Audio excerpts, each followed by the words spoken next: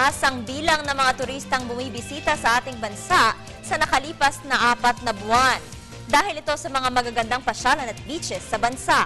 Kamakailan lamang ay napasama rin ang 3 beaches ng bansa sa CNN World's Top 100 Beaches kung saan-saan ang mga ito. Balitaan mo kami, Sam Ramirez.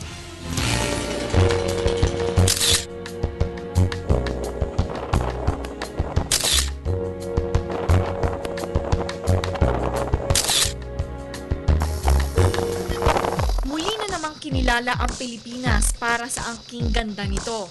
Tatlong Pilipinas na palaging dinarayo at binabalik-balikan ng mga bakasyonista ay pasok sa World's Top 100 Beaches ng CNN. Ang CNN o Cable News Network ay isang cable news sa Estados Unidos. Pang-84 sa nasabing listahan ang Puka Beach na matatagpuan sa isla ng Boracay. Pinangalanan ito sa isang bagay na sagana sa lugar, ang Puka Shells. Ang Puka Beach ang pangalawa sa pinakamahabang isla sa Boracay. Ngunit gayunpaman ay hindi matao ang lugar dahil walang nakatayong mga establishmento dito.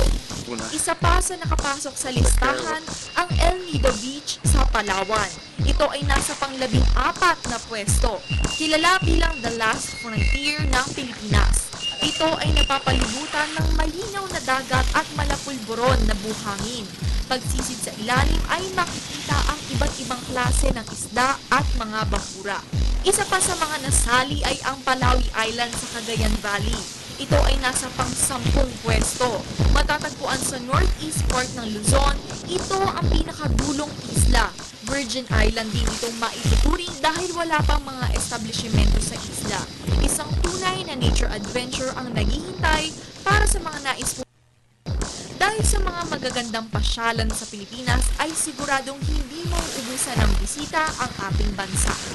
Nagugulat para sa Telebisyon ng Bayan, Sam Ramirez.